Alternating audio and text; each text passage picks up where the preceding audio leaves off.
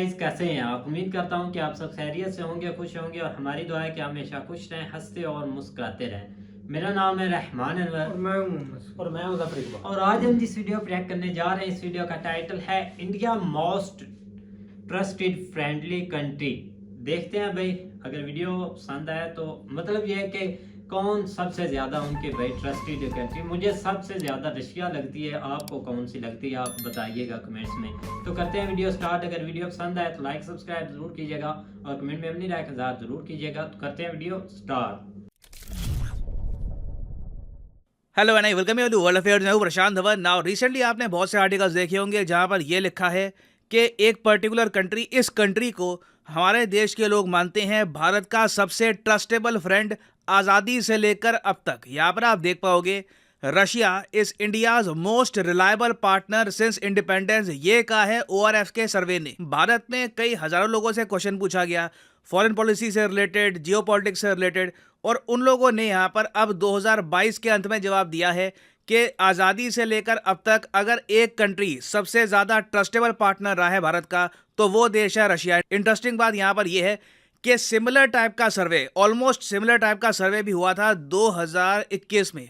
उस पर मैंने वीडियो भी बनाई थी और उसमें आपको याद होगा कि ज़्यादातर लोगों ने यह कहा था कि भविष्य में वो चाहते हैं या भविष्य में वो देखते हैं कि इंडिया का मेन इंपॉर्टेंट जो पार्टनर है वो रहने वाला है USA। मगर पिछले 1 से लेकर 1.5 साल में ऐसी आप कह लीजिए इवेंट्स हुए हैं। जयशंकर साहब की स्टेटमेंट्स आई है, पाकिस्तान का जो F-16 प्रोग्राम है USA ने वापस रिवाइव कर दिया है। बहुत सी चीज़ें एक के बाद एक हुई है जिसको देखकर इंडियंस आप कह लीजिए वापस रशिया सेंट्रिक बन रहे हैं। मैं चाहता हूं ये जो पूरा सर्वे है मैं आपको दिखाऊं, इससे आपको एक बहुत ही अच्छी एक इंसाइट मिलेगी कि देश की बड़ी आबादी जियोपॉलिटिक्स, इंटरनेशनल रिलेशंस के बारे में आखिर सोचती क्या है। नाउ ये जो सर्वे है ये ऑनलाइन आपको फ्री ऑफ कॉस्ट मिल जाएगा ORF की वेबसाइट पे। ORF है ऑब्जर्वर रिसर्च फाउंडेशन, भारत में एक बहुत ही बड़ा जियोपॉलिटिक्स, इंटरनेशनल रिलेशंस का एक थिंक टैंक है। और यहाँ पे आप देख पाओगे लिखा है द ORF फॉरेन पॉलिसी सर्वे 2022। और यहाँ पर आप देख पाओगे पहला क्वेश्चन ORF ने पूछा लोगों से वो ये था कि ओवरऑल देश की जो विदेश नीति है उसको लेकर आपका क्या ओपिनियन है। देश की जो करंट नीति है ये बहुत अच्छी है, न्यूट्रल है, खराब है वगैरह। तो यहाँ पे आप देख पाओगे 25% लोगों ने कहा कि बहुत अच्छी है, 52% लोगों ने कहा कि अच्छी है। तो आप कह सकते हैं कि एक बड़ी संख्या 77% जो लोग हैं वो मानते हैं कि देश की जो विदेश नीति है ये सही दिशा में जा रही है। फिर अगला क्वेश्चन लोगों से ये पूछा गया कि वो कौन सा देश है जो इंडिपेंडेंट इंडिया की हिस्ट्री में इंडिया का सबसे इंपॉर्टेंट, सबसे ट्रस्टेड पार्टनर रहा है। अब इंटरेस्टिंग क्वेश्चन है यहाँ पर, क्योंकि आप देखेंगे कि यहाँ पे रशिया, US, इजराइल, फ्रांस सबके बारे में मेंशन किया है लोगों ने, मगर रशिया का मेंशन सबसे ज़्यादा यहाँ पर आया है। 43% लोगों ने कहा है कि रशिया है इंडिया का मोस्ट ट्रस्टेड पार्टनर। 27% लोगों ने कहा है कि USA है इंडिया का मोस्ट ट्रस्टेड पार्टनर। हालांकि एक बहुत ही इंटरेस्टिंग पॉइंट इस सर्वे की ये है कि जो मेल रिस्पोंडेंट थे, ज़्यादातर मेल्स ने ज़्यादातर कहा है 54% इनके हिसाब से कि रशिया है इंडिया का मोस्ट ट्रस्टेड पार्टनर। फीमेल्स ने आज भी कहा है कि USA है इंडिया का मोस्ट ट्रस्टेड पार्टनर। और पिछले साल आपको याद होगा कि यहाँ पे आप देख पाओगे जब लोगों से पूछा गया कि how would you rate these powers on the basis of trust, तो नंबर 1 पे उस वक्त था USA, नंबर 2 पे ऑस्ट्रेलिया, नंबर 3 पे रशिया। तो पिछले आप कह लीजिए 1.5 साल में जो यूक्रेन वॉर हुई है उसके बाद जिस तरीके से इंडिया ने काफ़ी बार एब्सटेन किया रशिया के इशू को लेकर, रशिया ने उसके बदले में फिर हमको डिस्काउंटेड ऑयल बेचा, बहुत सी जो चीज़ें हुई हैं ना, ये सब देखकर आप कह लीजिए लोगों का परसेप्शन चेंज हुआ है। और मैं कहूँगा लास्ट में जो चेरी ऑन द केक है, केक तो तैयार हो गया था, उसके बाद चेरी डालनी होती है, तो जो चेरी डाली है वो USA ने पाकिस्तान का जो F-16 प्रोग्राम है वो रिवाइव करके डाली है। आज भी आप देखोगे, आज भी हमारे विदेश मंत्री ने स्टेटमेंट दी है कि पाकिस्तान को जब से F-16 मिले हैं उससे दुनिया का कुछ भला हुआ नहीं है। इंडिया लगातार F-16 प्रोग्राम की आलोचना कर रहा है USA से। और हाँ, एक और बहुत ही इंटरेस्टिंग बात मैं आपको ये बता दूं, जो सरकारी कर्मचारी है, यहाँ पे बहुत से लोगों से पूछा गया ये सवाल, तो जिन लोगों की सरकारी नौकरी है ना, वहां पर देखा गया कि 66% लोगों ने कहा है कि Russia was India's most trusted partner. तो मैं ये कहूँगा, देखिए रशिया ने ना लोगों के माइंड में एक बहुत बड़ा एक आप कह लीजिए कमबैक किया है एज इंडिया ट्रस्टेड पार्टनर। फिर आगे लोगों से पूछा गया कि इंडिपेंडेंट इंडिया की हिस्ट्री में सबसे बड़ा टर्निंग पॉइंट कौन सा रहा है, एक ऐसा इवेंट जिसके बाद भारत की विदेश नीति में काफी बदलाव आए हैं। तो देखिए यहाँ पे लोगों ने कहा है 1998 का जो पोखरान न्यूक्लियर टेस्ट था ये है इंडिया के लिए बिगेस्ट टर्निंग पॉइंट। 16% लोगों ने यहाँ पर कहा है पोखरान न्यूक्लियर टेस्ट के बारे में, 13% लोगों ने कहा इंडिया चाइना वॉर के बारे में, और उसके बाद 12% लोगों ने यहाँ पर मेंशन किया 1971 इंडिया पाकिस्तान वॉर के बारे में। हालांकि पर्सनली आप मुझसे पूछें, मेरे हिसाब से liberalisation of the Indian economy 1991 में जो हमने आप कह लीजिए सोशलिज्म का जो मॉडल था वो पीछे रखकर ज़्यादा एक कैपिटलिस्ट जो अप्रोच अपनाई है, इसकी वजह से ना हमारे द्वार खुले हैं यूरोप की तरफ, यूएसए की तरफ, और रिलेशंस हमारे वेस्ट के साथ इंप्रूव हुए हैं। तो ये मैं कहूँगा सबसे बड़ा टर्निंग पॉइंट था, ना सिर्फ भारत की फॉरेन पॉलिसी बल्कि हमारी इकोनॉमिक पॉलिसी के हिसाब से, लिविंग स्टैंडर्ड के हिसाब से इसका इम्पैक्ट हर एक इंडियन पे हुआ है। मगर यहाँ पे आप नोटिस करोगे करीब 9% लोग हैं, इन्होंने ये भी कहा है कि जो गलवान में क्लैशेस हुई थी 2020 में, इसका भी एक बहुत ही बड़ा एक इम्पैक्ट पड़ा है भारत की विदेश नीति पर। नाउ इसके बाद लोगों से यह पूछा गया कि इनमें से वो कौन सा टॉपिक है जिसके बारे में सबसे ज्यादा चिंता है आपको। तो जब इशू आया बॉर्डर कॉन्फ्लिक्ट्स विद चाइना का, कि चाइना के साथ बॉर्डर को लेकर जो भी इशू रहता है, वहां पर 84% इंडियंस ने कहा कि हम कंसर्न है, वेरी कंसर्न से लेकर समवॉट कंसर्न का आंसर दिया। पाकिस्तान के केस में 82% लोगों ने कहा कि हाँ बिल्कुल हम कंसर्न से लेकर समवॉट कंसर्न है। तो आप कह लीजिए ज़्यादा चिंता इंडिया में आज के समय चाइना की बॉर्डर को लेकर है। फिर ऑफ कोर्स लोगों ने यहाँ पर जो कोविड-19 पेंडेमिक है उसकी भी बात करी है, मगर उसको मैं एक फॉरेन पॉलिसी का इशू मानूंगा नहीं। अगर डायरेक्टली हम बात करें फॉरेन पॉलिसी की, नेबरिंग कंट्रीज की, तो चाइना आज के समय ज़्यादा बड़ा कंसर्न बन चुका है लोगों के माइंड में देन पाकिस्तान। फिर आगे एक बहुत ही इंपॉर्टेंट क्वेश्चन लोगों से ये पूछा गया कि क्या आप मानते हैं कि भारत के लिए इंपॉर्टेंट है कि हमारी परमानेंट सीट हो यूनाइटेड नेशन सिक्योरिटी काउंसिल में, स्थायी मेंबरशिप हमारी होनी चाहिए यूएन के सिक्योरिटी काउंसिल में। तो आप देखोगे 70% लोगों ने कहा है कि ये वेरी इंपॉर्टेंट है, सिर्फ 21% लोगों ने कहा कि समवॉट इंपॉर्टेंट है। तो आप खुद ही देख लो 91% लोगों ने कहा कि इंपॉर्टेंट है, मतलब इसको ये एक बहुत ही इंपॉर्टेंट पार्ट मानते हैं भारत की विदेश नीति का।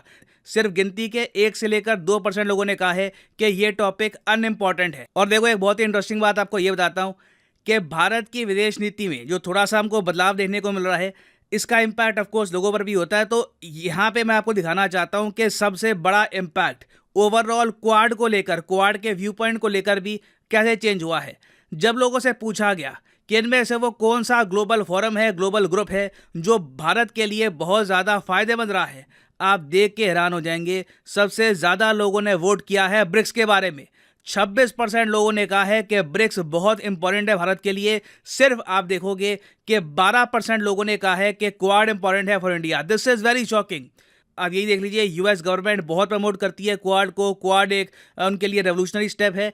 मगर सिंस क्वाड में अभी तक कुछ आप कह लीजिए ना कुछ क्वाड का बैंक बना है, ना वहाँ पर फाइनेंसिंग की बात की जा रही है, जबकि ब्रिक्स का एक प्रॉपर बैंक है। ब्रिक्स के अंडर बहुत सारे इनिशिएटिव स्टार्ट हो चुके हैं, ब्रिक्स गेम्स की बात चल रही है।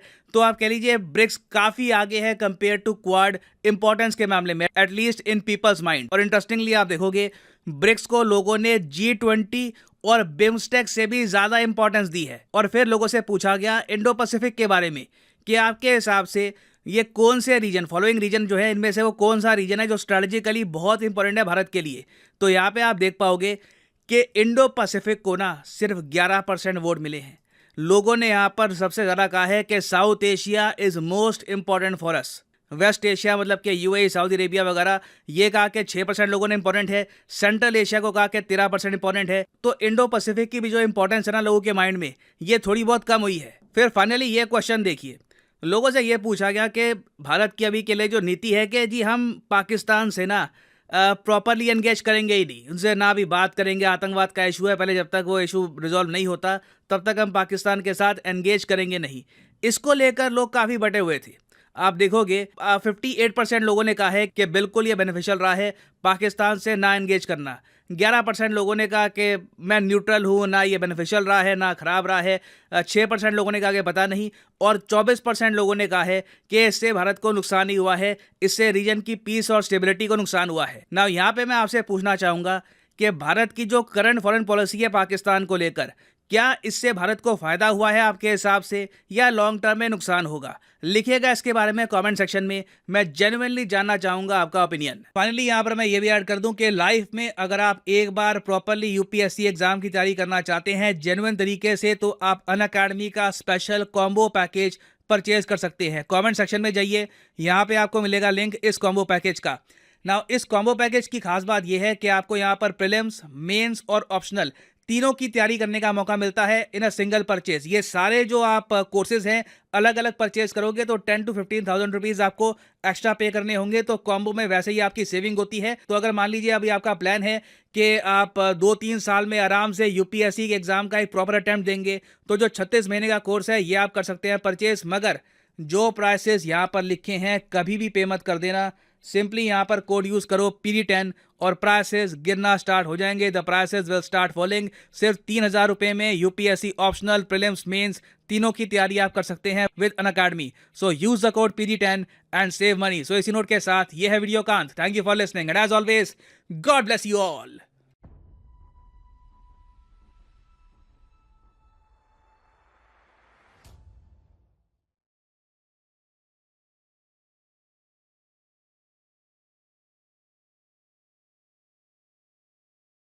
तो जैसा कि आप वीडियो देख रहे थे, तो बिल्कुल जैसा मैंने स्टार्ट में बताया, मैंने वीडियो तो खैर नहीं देखी थी पहले। वैसे मुझे ये लग रहा था क्योंकि जब से हम वीडियो बना रहे हैं ना, हर हिसाब से भाई रशिया सबसे आगे खड़ा हुआ है इंडिया के साथ। और हर हिसाब में इंडिया ने भी भाई रशिया का साथ दिया है, कोई इसमें शक नहीं है। हम ट्रू फ्रेंड जो है ना वो बोलते हैं। लेकिन ये कि इसराइल भी है, इसराइल की बात की जाए लेकिन वो इस हद तक नहीं जहाँ तक भाई रशिया की बात की जाए। यूएस का अब इंडिया वालों को पता लग गया, वहाँ के लोगों को, कि ये बस भाई अपना मतलब के लिए आगे होता है, ना कि ये हमारा फ्रेंड है। फ्रेंड कंट्री की अगर बात की जाए तो वो रशिया, बस मेरा वोट इसी के हक में है भाई। और देखा जाए ना, हर कंट्री के साथ एक फ्रेंडली होना चाहिए। कोई किसी के साथ ऐसा मतलब कि अपने ताल्लुकात नहीं बढ़ाने चाहिए। आप बैठे हैं एक कंट्री, ठीक है कि अच्छे तरीके से चलानी चाहिए हर, क्योंकि इधर हर मुल्क को ज़रूरत पड़ती है एक मुल्क की, क्योंकि आप तिजारत भी कर सकते हैं कुछ, और कारोबार भी उनके साथ कर सकते हैं। कुछ उनके पास चीज़ें होंगी, कुछ अपने पास होंगी, तो ऐसे अदला बदली होती रहती है। अच्छी बात है, हर कंट्री के साथ रिलेशनशिप ठीक करने चाहिए, क्योंकि अब जंगों के दौर का है। अब ना तो जंगें होती हैं ना वैसे लोग इतना सोचते हैं कि हमने जंग ही करनी है। बस हर कोई अपने पेट के पीछे लगा हुआ है। हर कोई अपना काम और मुल्क को एक ठीक ढंग तरीके से चला भी रहे हैं, और हर मुल्क के साथ हमने कारोबार भी कर रहे हैं। और अफसोस होता है पाकिस्तान और इंडिया की अभी तिजारत बंद है, और ऐसा कोई स्टेप नहीं कि एक फ्यूचर में भी हमें नज़र आए कि एक अच्छे ताल्लुकात हो जाए इन कंट्री में भी। क्योंकि चाइना अपने एक तिजारत तो वो ठीक कर रहा है, अपना मतलब भी निकाल रहे हैं दोनों, लेकिन एक दुश्मन बने हुए हैं आपस में। बिल्कुल भाई, बिल्कुल इसमें कोई शक नहीं है कि यहाँ पे जिस तरह सुहेल बात कर रहा है कि आगे जो आने वाला दौर है ना वो जंगों का नहीं है।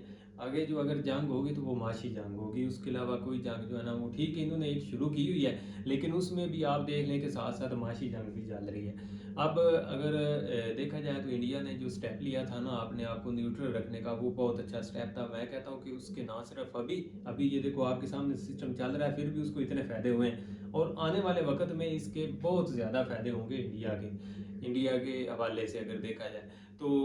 ओपनली जो है ना किसी साइड, क्योंकि वो उनका आपस का मसला है, आप उसको अगर आपने आपको इन्वॉल्व करके वन साइडेड के ऊपर अगर जाएंगे तो ज़ाहिर बात है उसका आने वाले वक्त में आपको नुकसान होगा। फिर वो कंट्री, उससे रेलिवेंट बहुत सारे कंट्री वो कहीं ना कहीं आपको जो है ना चीज़ सामने रखेंगे कि आपने उस वक्त हमारे साथ ये किया था। तो बाकी अगर दूसरा अगर बात करें पाकिस्तान और जो बॉर्डर के हवाले से, तो हम तो यही शुरू दिन से कह रहे हैं कि ये एक कुछ ना कुछ इनको जो है ना वो सिस्टम शुरू करना चाहिए, क्योंकि जिस हद तक इंडिया में चीज़ें सस्ती भी हैं और वहाँ पे जो है ना वो अपनी प्रोडक्शन यूनिट्स भी हैं, और बहुत सारी चीज़ें ऐसी हैं। हम तो अभी कुछ चीज़ें देख रहे हैं, लेकिन और भी बहुत सारी चीज़ें जो शायद हमारी नज़रों से नहीं गुजरती। तो एज ए नेबर कंट्री जो है ना इनको बजाय इसके कि वो थोड़ा मामलात को ख़राब, लेकिन हम ये नहीं कहते कि ये इंडिया की तरफ से ख़राब हुए हैं, बिल्कुल इंडिया की तरफ से ख़राब नहीं है। ये कुछ हमारी तरफ से कुछ एक दो जो है ना वो जज्बाती फैसले हुए, जिसकी वजह से ये चीज़ें सारा निज़ाम खराब हो गया। बिल्कुल भाई, तो इसी वजह इनको से जो है ना वो कम से कम ओपन करना चाहिए। ठीक है, आपको बाकी मामला जो है ना वो चलते रहेंगे, वो जो एक पॉलिटिकल चीज़ें जो है ना वो चलती रहती, लेकिन कम से कम जो ट्रेड के हवाले से या बाकी जिससे आपकी आवाम को फ़ायदा होगा, क्योंकि दोनों इंडिया ने भी जिस तरह सरवाइव किया अपने एक कंट्री, जिस तरह वहाँ पे उन्होंने गुर्बत को मैनेज किया है, और इसी तरह पाकिस्तान में भी बहुत सारे इस तरह के मसाइल हैं। तो मिल मिला के जो है ना अगर करें तो वो काफ़ी हद तक जो है ना इनके लिए फ़ायदा होगा। बिल्कुल, बहुत कंजप्शन चीज़ें जो है ना वो इंडिया में अभी तक भी आपके सामने बहुत ज़्यादा ही सस्ती हैं। तो वो इतने बड़े मुल्क को जो है ना वो अगर वो करवा रहे हैं तो ये हमारा तो कुछ भी नहीं है। तो वो अगर थोड़ा बहुत ये साथ मिल मिला के चल लें तो जो है ना इससे पाकिस्तान को फ़ायदा होगा। हम तो हो यही सकता है, कहते हैं। बिल्कुल भाई, काफ़ी फ़ायदा हो सकता है, दोनों कंट्री मिलकर बैठ जाएं तो भाई। खैर वीडियो भाई काफ़ी अच्छी थी और उम्मीद करते हैं कि गाइज आपको वीडियो पसंद आएगी। अगर पसंद आए तो लाइक सब्सक्राइब ज़रूर कीजिएगा और कमेंट में अपनी राय का इज़हार ज़रूर कीजिएगा। अल्लाह हाफिज़।